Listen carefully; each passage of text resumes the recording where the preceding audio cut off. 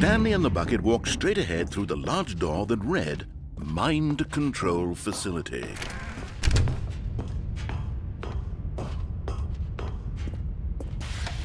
The lights rose on an enormous room packed with television screens.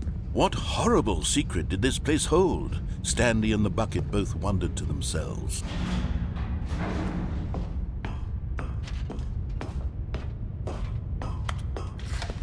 The monitors jumped to life, and Stanley nearly dropped the bucket in shock. Everyone in the office was being videotaped, monitored like guinea pigs. The bucket had never seen anything like this, and it very nearly burst into tears as Stanley cradled it gently, reassuring it that everything would be fine. Was the bucket under the mind control facility's influence as well? Had the bucket been told to do things it didn't wish to do? What kinds of things does a bucket want to do or not want to do in the first place? These questions raced furiously in Stanley's feeble mind. No! He screamed into the bucket. He couldn't accept it. His own life in someone else's control, never! He squeezed the bucket tighter, his one friend in the entire world. At this point, he could trust no one except for the bucket. But here was the proof.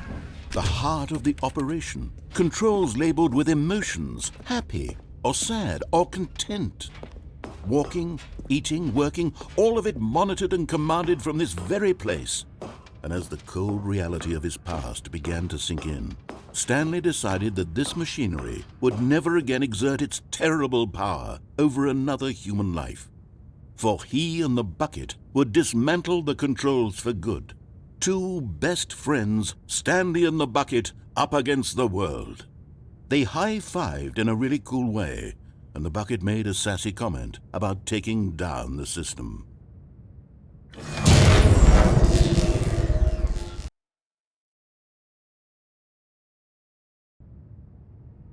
Stanley and the bucket waited in blackness. Was it over? Yes, they had done it. Stanley and the bucket had defeated their greatest and darkest enemy, freed themselves from the tyrannical grip of the evil mind control machine. Freedom was now mere moments away. Excitedly, the two of them began to discuss the kind of life they wanted to live once they stepped through this massive door. The bucket wanted to learn to roller skate. Stanley wanted to sneeze in every country on Earth. Both of them wanted to begin watching a movie, any movie, but then stop it halfway through and begin watching it in reverse from the end. True, it was a simple life they envisioned, but it was one they'd lived together, with one another to lean on, to trust, to support, and What? Wait. What was happening? Why had the door stopped? Was Stanley and the bucket not about to be freed?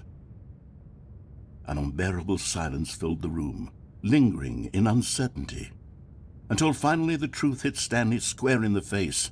This building did not want the bucket to leave. Even the facility itself recognized the incredible calming presence of the bucket, needed the soothing warmth of the bucket, would go to any lengths not to part with the bucket. No.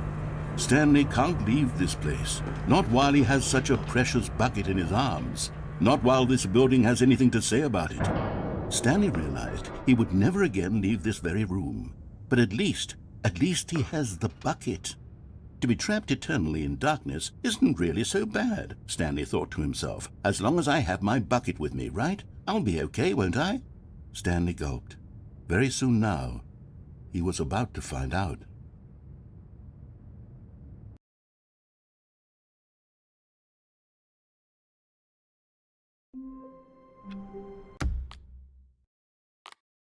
Am I sure that the orders stopped coming in? How is that possible? They never stopped. Surely I was mistaken. Stanley picked up the bucket and smiled.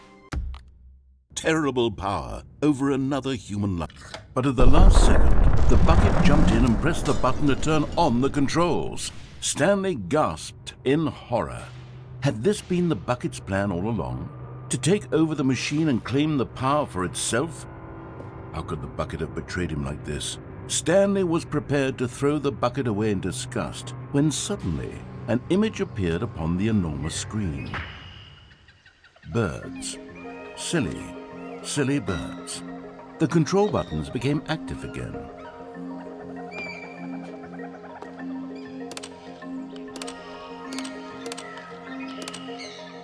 Stanley flipped through one video of silly birds after another, and then it dawned on him. This wasn't a mind control facility at all.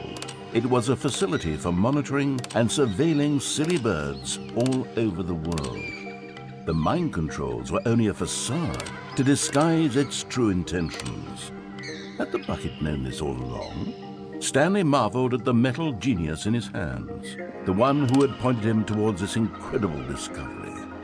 Stanley and the bucket never found freedom because they spent the rest of their lives here in this place, flipping through live streams of the silliest birds imaginable. Of all the possible paths his life could have taken, this one was surely the best. And Stanley was happy.